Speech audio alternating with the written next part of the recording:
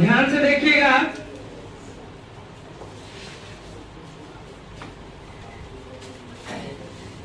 हम जानेंगे इस मलेरिया के बारे में कि मलेरिया रोग कितना खतरनाक बीमारी है और ये मलेरिया रोग फैलता कैसे है और इसे बचना कैसे है। इस मलेरिया रोग के आज बारे में हम जानेंगे, क्योंकि मलेरिया आज के समय में बहुत सारे लोगों को धर रहा है। आज के समय में लोगों ने सावधानी नहीं बरतते, जिसके कारण मलेरिया पकड़ रहा है। अब मलेरिया पकड़ गया, उसको हो गया, उसको पता नहीं है, सोच रहा कि मलेरिया हमको हो गया। अब उसको मलेरिया हो गया, उसको पता नहीं, वो चला गया कहाँ, डॉक्टर के पास, बोलता है कि हमको देखिए तबीयत खराब है। आपको तबीयत खराब है लेकिन आपको पता नहीं है कि आपको क्या हो गया। अब डॉक्टर जांच करेगा, जांच करने के बाद बताएगा आपको मलेरिया हो गया। अब उसको टेंशन हो गया कि मलेरिया हो गया, कहीं ठीक होगा कि नहीं होगा। अरे सब होगा, आप टेंशन नहीं लीजिए। आज हम यही इसी के बारे में पढ़ेंगे, मलेरिया के बारे में कि मलेरिया है क्या, होता है कैसे, इसको भगाएंगे कैसे, इसको ठीक करेंगे कैसे, है ना। आज इसको हम जानते हैं। तो ध्यान से रखिए, आपको मलेरिया के बारे में बताया जा रहा है कि मलेरिया मनुष्यों में होने वाली एक और ये रोग जो है, मलेरिया रोग जो है प्रोटोजोअन, क्या बोल रहे हैं, जी हाँ, प्रोटोजोअन। प्रोटोजोअन परजीवी, परजीवी प्लाज्मोडियम, परजीवी प्लाज्मोडियम, परजीवी प्लाज्मोडियम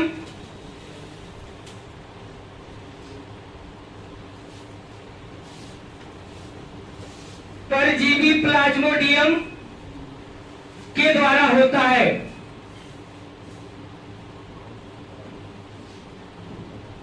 के द्वारा होता है। यह बीमारी मादा एनोफिलस मच्छर के द्वारा, यह बीमारी मादा एनोफिलस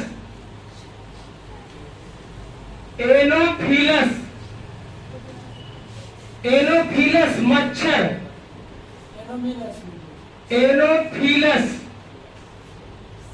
एनोफिलस मच्छर के द्वारा होता है। देखिए क्या करा, ध्यान से देखिएगा। मलेरिया मनुष्यों में होने वाली एक घातक बीमारी है। मलेरिया रोग प्रोटोजोअन परजीवी प्लाज्मोडियम के द्वारा होता है। यह बीमारी मादा एनोफिलस मच्छर के द्वारा होता है, क्योंकि ये जो मादा एनोफिलस मच्छर है ना, उसके पास जो है ये रहता है, क्या रहता है, मलेरिया रोग के लिए प्रोटोजोअन परजीवी प्लाज्मोडियम रहता है। ठीक है, परजीवी है वो, प्लाज्मोडियम उसके पास है, वो जिसके पास जाएगा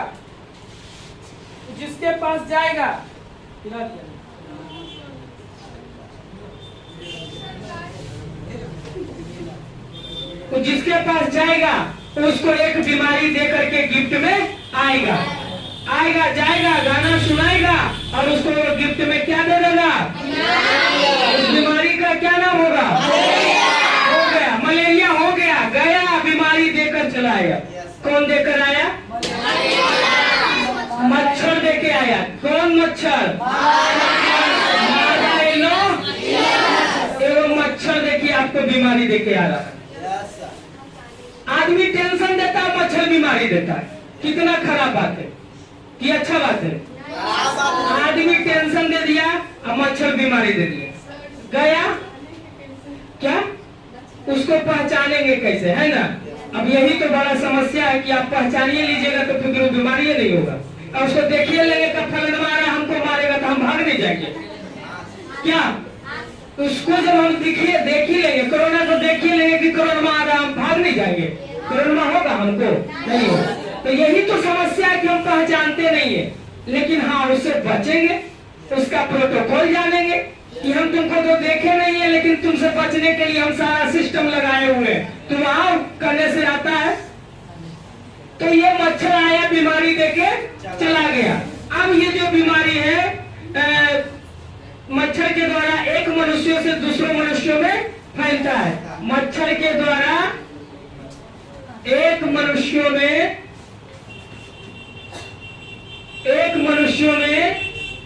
मनुष्यों से दूसरे मनुष्यों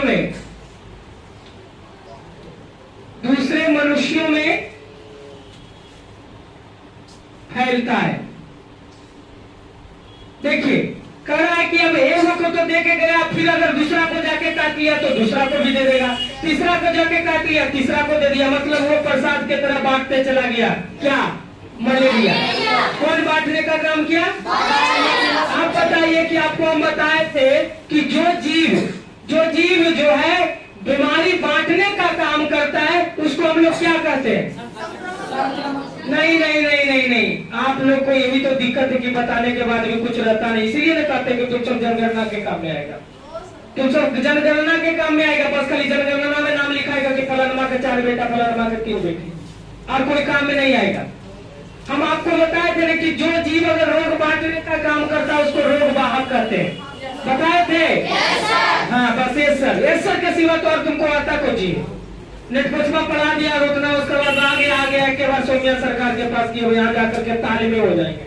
अरे तालीम तो तुम पहले से हो क्या था, तब ने यहाँ तुमको महातालीम करते, क्योंकि पहले तुम पढ़ता है प्राथमिक विद्यालय में, और उसके बाद जाता है मध्य विद्यालय में, उसके बाद जाता है हाई स्कूल में, और बाद आता है महा कॉलेज में, महाविद्यालय में आते हैं ना। तब महाविद्यालय में आए हैं तो नीचे से पढ़ के ना आए कि डायरेक्ट आगे, तो नीचे से आप पढ़ नहीं किया तो फिर आगे के बाद डायरेक्ट एकदम तालीम में होने के लिए। इसलिए हम आपको बताए थे कि जो जीव अगर बीमारी बांटने का काम करता है, एक दूसरे से दूसरे में पहुंचाने का काम करता है, उसको हम रोग वाहक कहते थे। बोलते थे ना कि आपको बताए थे कि बीमारी फैलने के कितने कारण है, तो आपको बताया कि वायु के द्वारा बीमारी फैलता है, आपको बताए थे कि जल के द्वारा बीमारी फैलता है, आपको बताए थे यौन संक्रमण के द्वारा बीमारी फैलता है, और एक बताए थे रोग वाहक जिसके द्वारा बीमारी फैलता है। तो ये रोग वाहक क्या है? हम आपको बताए थे कि कुछ ऐसे जीव होते हैं, कुछ ऐसे प्राणी होते हैं जो एक बीमारी को उठा करके दूसरे में ले जाकर के घुसे देता है, एक से ले लिया दूसरे में जाके पहुंचा दिया, होता है ना। तो हम लोग क्या कहते हैं? रोग वाहक कहते हैं। और वही जानना भी है।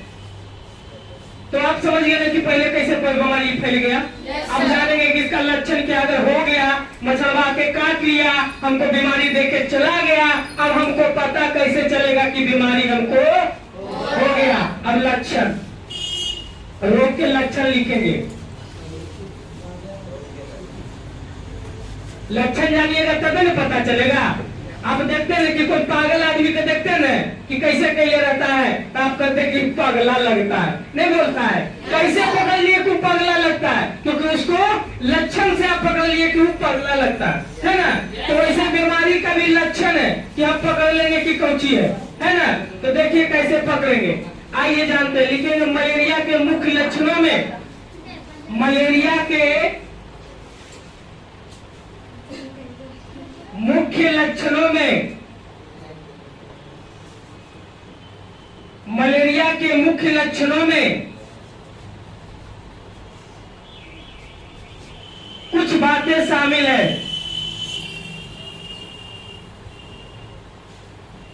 कुछ बातें शामिल है। सिर दर्द, मिचली, सिर दर्द समझता है ना, मिचली, मन हुलियाना जिसको हम लोग बोलते हैं ठेठ भाषा में, एवं तेज बुखार, एवं तेज बुखार,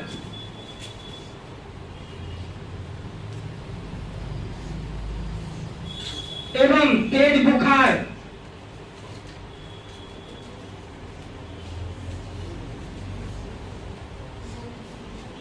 एवं क्या? थोड़ा सा पोलियो पिला देते हैं कि ठीक लग रहा है क्या है?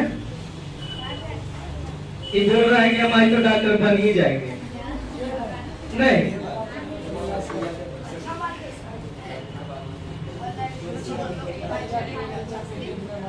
बन जाना तो कम से कम हमको इलाज जन्म फ्री करो।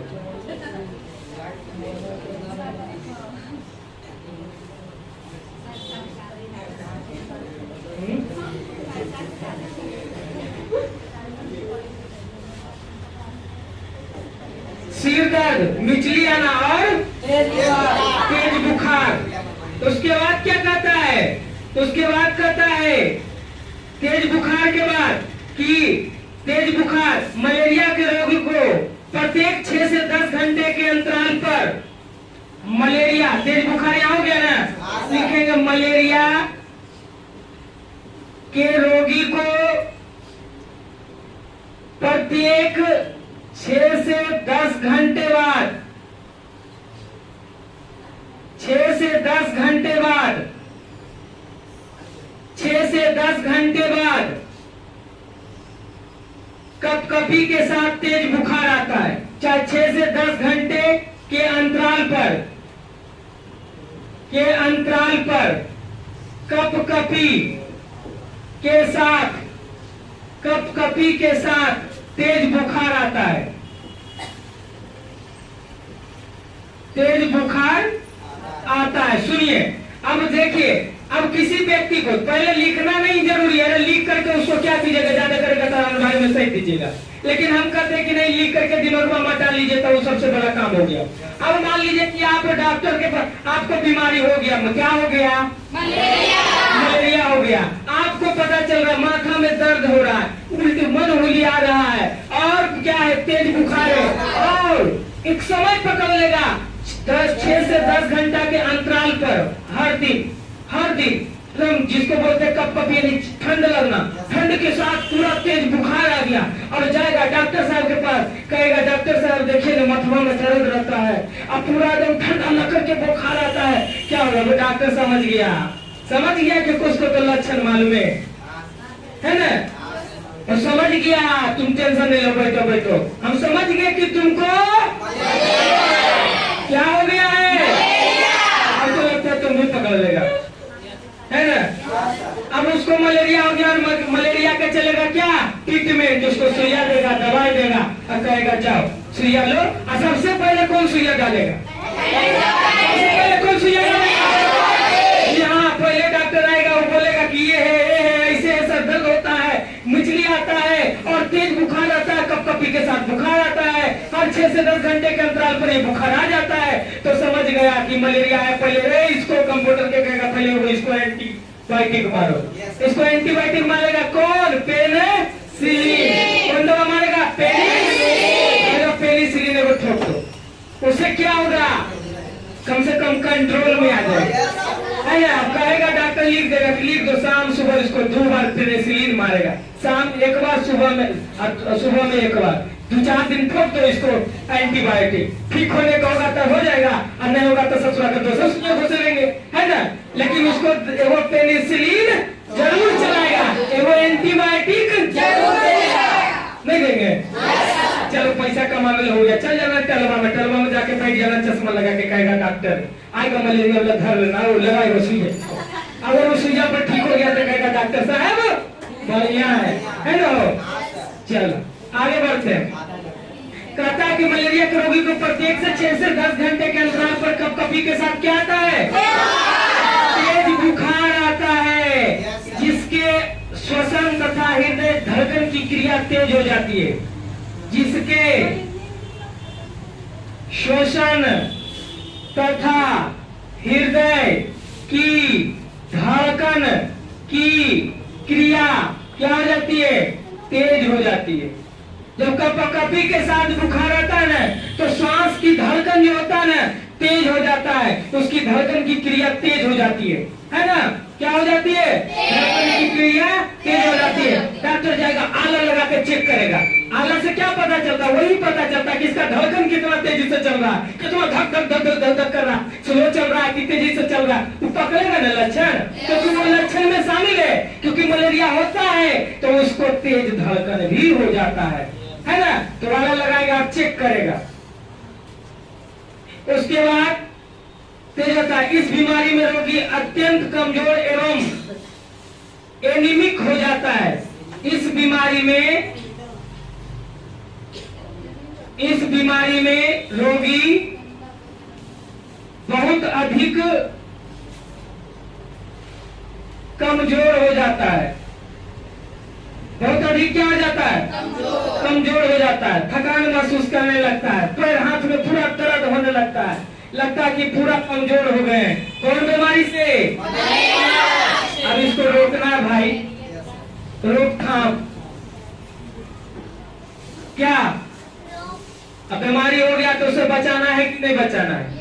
मलेरिया हो गया, पकड़ भी लिए कि मलेरिया हो गया ना, अब इसको ट्रीटमेंट कर देते हैं। चलो इसको ठीक करके घर भेज दो, बेचारा बहुत परेशान है। इसका रोकथाम क्या है? चलिए आई जानते हैं। मलेरिया एक संक्रामक रोग है। मलेरिया कौन सा रोग है? मलेरिया एक संक्रामक रोग है। संक्रामक रोग है जो एक दूसरे से फैलता है ना, संक्रामक रोग है। इसे फैलने से रोकने के लिए, इसे फैलने से रोकने के लिए निम्न बातों पर ध्यान देना चाहिए। निम्न बातों पर ध्यान देना चाहिए। ध्यान नहीं दो तो देखो, ध्यान अगर नहीं दीजिएगा तो मलेरिया का शिकार होइएगा। हम आपको क्या बोले कि बीमारी के बारे में आपको, अगर बीमारी से आपको बचना है तो बीमारी के बारे में आपको जानकारी होना चाहिए। तो किन किन बातों पर ध्यान देना है? तो सबसे पहले मच्छर को पनपने से रोकने के लिए, मच्छर को पनपने से रोकने के लिए, मच्छर को पनपने से रोकने के लिए आसपास के वातावरण को, आसपास के वातावरण को साफ सफाई, आसपास के वातावरण को साफ सफाई रखना आवश्यक है। साफ सफाई रखना आवश्यक है ना? आवश्यक है। इसके अलावा समय समय पर कीटनाशक का छिड़काव होना चाहिए। इसके अलावा समय पर कीटनाशक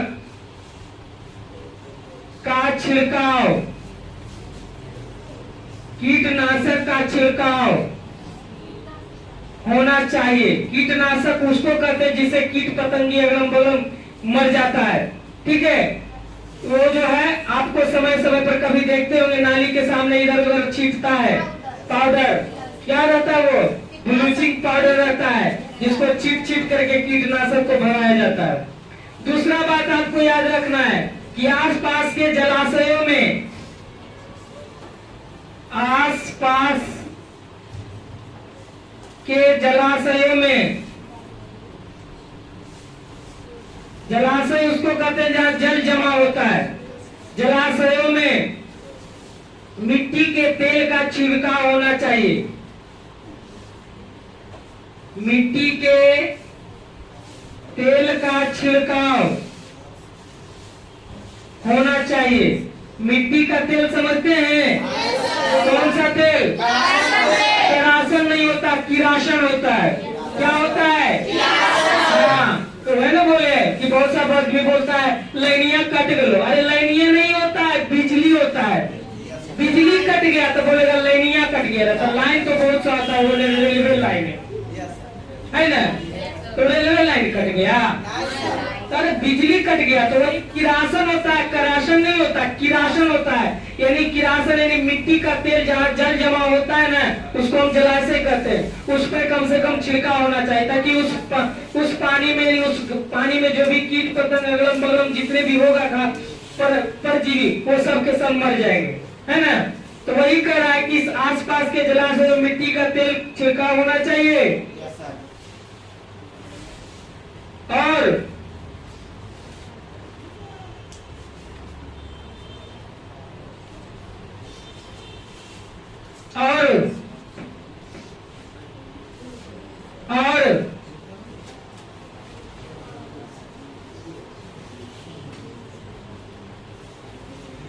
जलाशयों में मच्छर के लार्वा को और जलाशयों में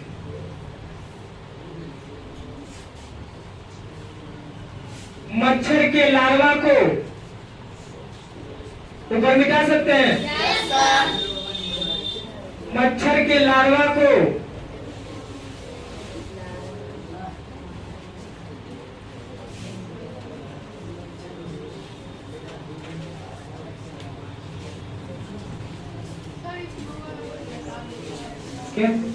मच्छर के लार्वा को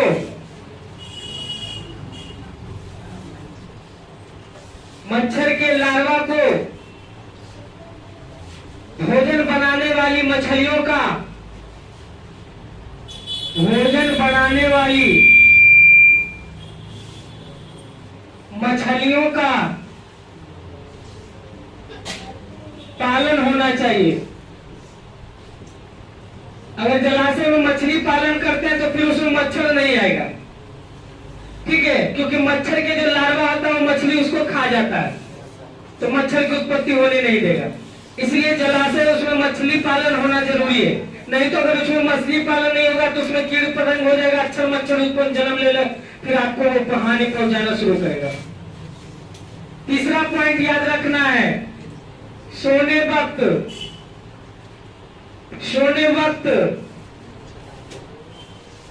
मच्छरदानी का उपयोग अवश्य करना चाहिए। मच्छरदानी का उपयोग अवश्य करना चाहिए। तो जानते हैं ना कि आज के डेट में जब बताया जा रहा है कि सोने वक्त मच्छरदानी का उपयोग अवश्य करना चाहिए, तो आज के डेट में ऐसा फैशन का जमाना आ गया कि छू मंत्र लगा देता है ना।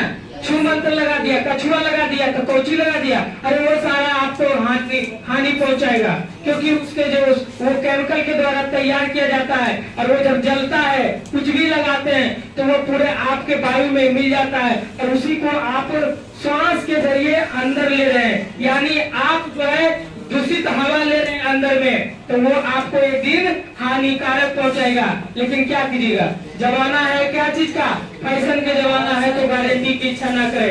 इसलिए पहले के जमाने के लोग 80-100 वर्ष जीते थे, अब जानते हैं 60 से 50 वर्ष में टाइट है। क्यों? क्योंकि फैशन के जमाना है, इसलिए लगाने कहेंगे मच्छरदानी तो लगाएगा कछुआ, लगाने कहेंगे मच्छरदानी तो लगाएगा छू मंत्र। हाँ, बढ़िया, तुरंत भाग जाता मच्छर। ठीक है, तो हम ये भी कहते हैं कि तुरंत भाग जाएगा मच्छर, तो तुम भी तुरंत ऊपर चला भी जाएगा। टेंशन मत लो, तुम्हारा भी व्यवस्था कर रहा। तो हमें इस बीमारी से बचने के लिए क्या क्या करना है, पहले तो ये बता दिए कि सबसे पहले हमें मलेरिया संक्रमक रोग इसे फैलने से रोकने के लिए निम्न बातों पर ध्यान देना है।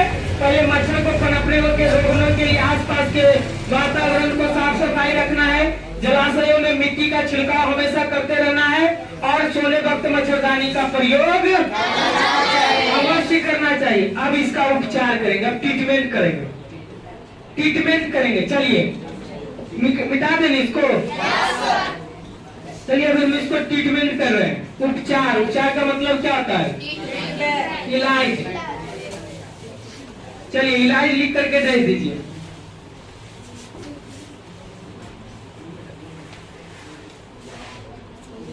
लिखिएगा उपचार।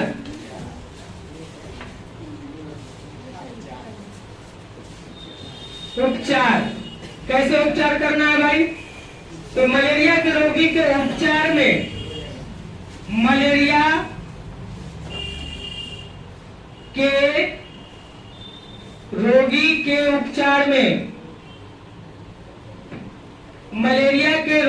उपचार में कुनैन नामक दवा लाभप्रद है। कुनैन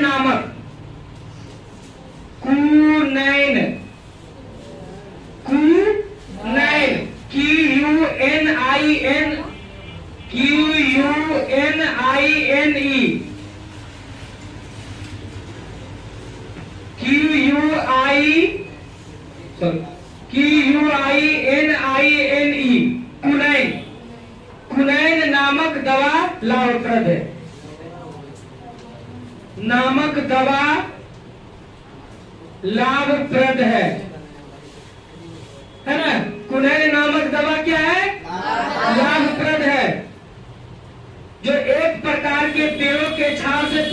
किया जाता है, जो एक प्रकार के पेड़ों के छाल से प्राप्त किया जाता है।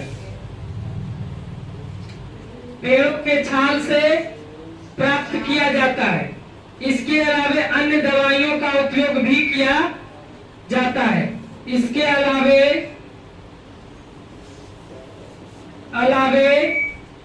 अन्य दवाइयों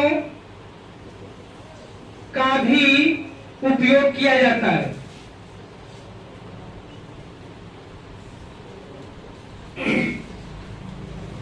चलिए, अब इसका उपचार भी हम आपको कर दिए ना।